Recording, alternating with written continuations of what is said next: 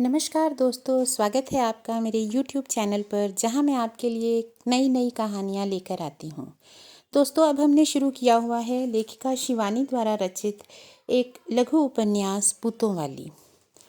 इसकी कहानी अब तक इस तरह से गुजरी है कि कहानी के नायक शिव सागर मिश्र का विवाह उनके पिताजी उनकी मर्जी जाने बिना पार्वती से करवा देते हैं। छोटे से कद की पतली दुबली पार्वती, जो कि पढ़ी लिखी भी नहीं थी, अपने पति के मन को ना भाई और शिव सागर मिश्र ने उनसे कभी बात नहीं की। हालांकि समय के अनुसार गृहस्थी में रम जरूर गए थे और उनके 5 पुत्र थे। सब पार्वती को प्यार से पूतों वाली कहकर पुकारते थे, लेकिन पति के साथ उनका संबंध कुछ अच्छा नहीं था। पर समय के साथ साथ उनके पुत्र ज्यों-ज्यों बड़े हुए, उन्होंने अपनी दुनिया बाहर बसा ली। उनके 2 पुत्र विदेश चले गए। 2 पुत्रों ने अपनी जात बिरादरी से बाहर विवाह किया, अतः उनको शिव सागर मिश्र कभी अपना नहीं पाए। अब बचा सबसे छोटा पुत्र, जिसे सब प्यार से छुटका कहते थे। उसका विवाह उन्होंने ठोक बजाकर अपनी जात बिरादरी में अपनी मर्जी से किया, लेकिन वहाँ भी उनको कोई सुख नहीं मिल पाया। शिव सागर मिश्र ही एक बार अपने पुत्र की गृहस्थी देखने गए थे जब वह नया नया कलेक्टर बना था। तो आगे सुनते हैं इस कहानी में क्या हुआ। जब वह वहाँ पहुँचे तो बहू ने पूछा था, अम्मा को नहीं लाए बाबूजी? बोलने की तो वह ऐसी मीठी थी कि शिव सागर को भय होता कि कहीं उससे ज़्यादा बतियाए तो उनकी ब्लड शुगर न बढ़ जाए। वो बोले नहीं। इस पर बहू ने फिर से पूछा, क्यों, तबीयत ठीक नहीं है क्या? तो वह बोले, तबीयत वबीयत सब ठीक है, पर हमने सोचा बुढ़िया अभी भी घूंघट निकालती है, तुम्हारी कलेक्टरी में बेमेल लगेगी। मर्म स्थल पर चोट करना खूब जानते थे मिसिर। यह भी कह सकते थे कि बेटा, तुमने तो अम्मा को साथ लाने को लिखा नहीं था। यही लिखा था कि बाबूजी आप एक बार आकर हमारी गृहस्थी देख जाइए। जिसने 10 महीने पेट में रखा उसका ध्यान नहीं आया पुत्रवर। पर यह सब नहीं कहा उन्होंने। पर जो गोली उन्होंने दागी थी वह ठीक बेटे की छाती में जाकर धंस गई थी। तड़प कर रह गया था वह। ठीक ही तो कह रहे थे बाबूजी। वह सर्वस्व त्यागनी जननी, जिसके पेट में हाथ डालकर वह उसे अपने पास सोने के लिए चारों भाइयों को सींग मार मार कर दूर खदेड़ देता था, उसे वह सचमुच ही भूल गया था। अब वह संसार में 2 ही व्यक्तियों से डरता था, 2 दंड पिता से और उग्र तेजी अग्निगर्भा पत्नी से। कहीं अम्मा से कुछ कह बैठती रीना तो बाबूजी अनर्थ कर सकते थे। छुटके का छोटा बेटा आनंद तब अंग्रेजी स्कूल में पढ़ रहा था। बड़ी बेटी भी कॉन्वेंट में पढ़ रही थी। शिव सागर मिश्र को पोते की यह शिक्षा एकदम नापसंद थी। जब देखो तब हाथ में कॉमिक्स और मुंह में च्युइंगम। ये क्या गाय भैंस की सी जुगाली करता रहता है रे तू? क्या खाता है दिन भर? कॉमिक्स के आनंदोदोधी में आकंठ डूबे पौत्र की उस चुप्पी की अबाध्यता समझ शिव सागर मिश्र बौखला गए थे। बहू बेटे के साथ वे नाश्ता कर रहे थे। छुटका भी कई बार बेटे को नाश्ते के लिए बुला चुका था। वह उठ ही नहीं रहा था। तो शिव सागर ने गुस्से वाली मुद्रा से बोला, अरे सुना नहीं क्या? मैं पूछता हूँ क्या चबा रहा है तू? उनकी गुस्से की मुख मुद्रा पहचानते ही छुटका कांप गया। कहीं हाथ ना उठा बैठे बाबूजी। और वही किया उन्होंने। उठे और चट से एक चांटा धर दिया अबाध्य पौत्र के गाल पर। बेचारे नहीं जानते थे कि जिसे वे पौत्र की अबाध्यता समझ रहे हैं वह तो इस युगीन पीढ़ी की विशेषता थी। यदि हाथ में कॉमिक्स हो तो एक प्रश्न को 4 बार पूछिए, तब कहीं जाकर उत्तर मिलेगा। जिस छुटके ने अपने किशोर्य तक बाप के ऐसे अनेक झापड़ खाकर भी मुंह खोलना नहीं सीखा था, उसी का बेटा नन्हे सपोले सा तनकर खड़ा हो गया और डस ही दिया पितामह को। How dear you! क्यों मारा मुझे? कौन होते हैं आप? एकाएक शिव सागर मिश्र का वर्षों से भूला बिसरा उग्र अनुशासन पूरी शक्ति से उनके चौड़े पंजे में उतर गया। वही शिव सागर जो स्कूल के छठे से छठे शातिर छात्र को अपने एक ही झापड़ से सीधा कर देते थे, उठे और बोले, अभी बताता हूँ कौन होता हूँ मैं। और फिर चटाचट पटापट थप्पड़ों की शिलावृष्टि से भयभीत हो बहू ने पिटते पुत्र को खींचकर छाती से लगा लिया था। जानवर, जंगली हैं आप, वह ससुर से कहती हुई हाँफने लगी। हमने आज तक इसे कभी फूल की छड़ी से भी नहीं छुआ। छुटका चुपचाप बैठा रहा। ना उसे पिता का पक्ष लेने का साहस था, ना पत्नी का। वह तो देख ही रहा हूँ।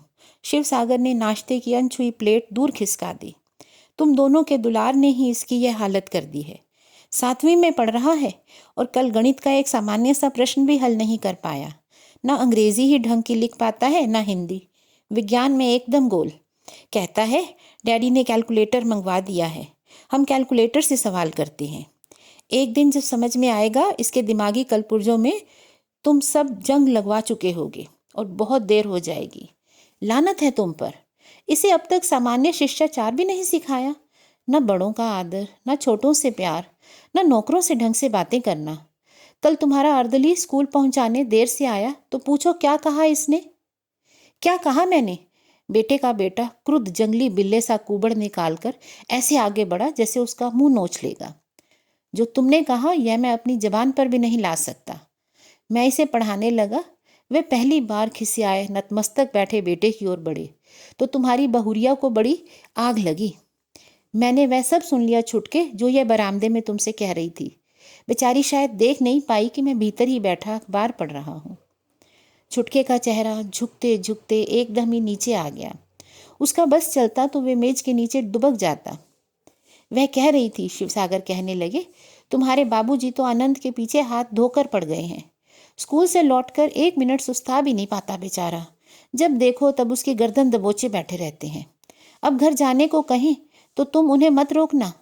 कुछ महीने और रह गए तो आनंद का भेजा ही चाट देंगे, उसे कूड़ मगज बना देंगे। ठीक कहती हो बहू, कहीं वैसा ही ना बना दूं जैसे अपने 5 बेटों को बना दिया है।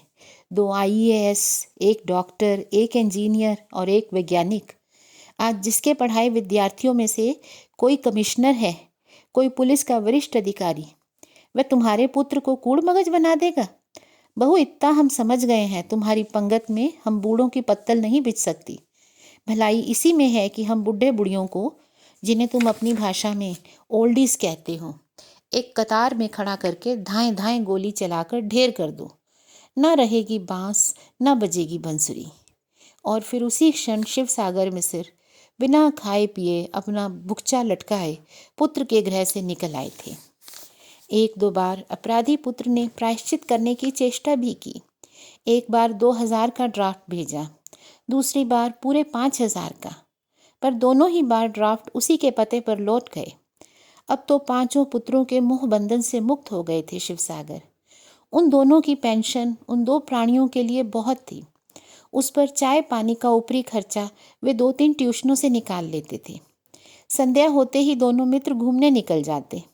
लौटते तो पार्वती चाय खौलाकर तैयार करती। क्या चाय बनाती थी पार्वती! गुड़ का सौंधा स्वाद, तुलसी की पत्ती, सौंठ, इलायची और न जाने कौन कौन से मसाले कूटकर धरे रहती शीशी में। गाढ़ी चाय और गाढ़ा दूध। एक ही घूंट शरीर के समस्त वात पित्त को हवा में उड़ाकर रख देती थी। कभी कभी मित्र को शिवसागर जबरन खाने के लिए भी रोक लेते। रात अधिक हो जाती तो बद्री छत के कमरे में ही खटिया डालकर सो जाते। छत का वह कमरा उस पैतृक गृह का सबसे पुराना कमरा था। चारों ओर ईंटों की जीर्ण दीवारों को अधपतल से रोकने के लिए दोनों मित्रों ने किसी प्रकार से 4 मोटे बांस लगा दिए थे। शिवसागर की गृहस्थी की गाड़ी ठीक ही चल रही थी, पर इधर पार्वती का चेहरा रक्त शून्य हो जा रहा था और वह सहमने लगे थे। क्या हो रहा है इसे? क्या पुत्रों की उदासीनता ही इसे घुला रही है, या कोई घातक रोग लग गया है उसे? आजकल तो जिसे सुनो उसे ही कैंसर घसीटता मृत्यु की खो में लिए चले जा रहा है। कहीं कैंसर तो नहीं हो गया उसे? अपनी ओर से उन्होंने उसकी देख रेख में कोई भी त्रुटि नहीं रहने दी थी। रात रात भर उसका हाथ अपने हाथों में लिए बैठे रहते थे। पर बेचारा शुष्क शिवसागर, वह यह नहीं जानता था कि बहुत दिनों के भूखे को यदि 56 प्रकार के व्यंजन एक साथ खिला दें तो पेट भर वह खुराक उसके लिए कुपथ्य का कारण बनेगी। यौवन भर तो वे उसे भूखी ही छोड़ गए थे। अब इस व्यवस्था में वे लाख व्यंजन परोसकर उसके सामने रख दें, वे क्या खा पाएगी? वह मुंह खोलकर कुछ बताती नहीं थी, पर वे देखते। प्रायः ही वह सामान्य से कार्य से भी थक कर पति की दृष्टि बचा बीच बीच में चुपचाप खटिया पर पसर जाती। यही सब देख आत्मसम्मान को ताक में रखकर पूरे 10 वर्ष बाद छोटे पुत्र को पत्र लिखा था। अब वह सचिव का पदभार ग्रहण कर दिल्ली पहुंच गया था। सुना था दिल्ली में अब अफसरों की मदीना थी, मंत्रियों का महातीर्थ। छुटका चिकित्सा विभाग का सचिव था। संपूर्ण भारत के धन्वंतरियों की जन्म कुंडलियां उसकी मुट्ठी में बंद रहती होंगी। दिन दिन घुलती माँ की देह को शायद पुत्र के पद की महत्ता बचा ले। धीरे धीरे उन्होंने पार्वती को भी उस चिकित्सा यात्रा के लिए पटा लिया था।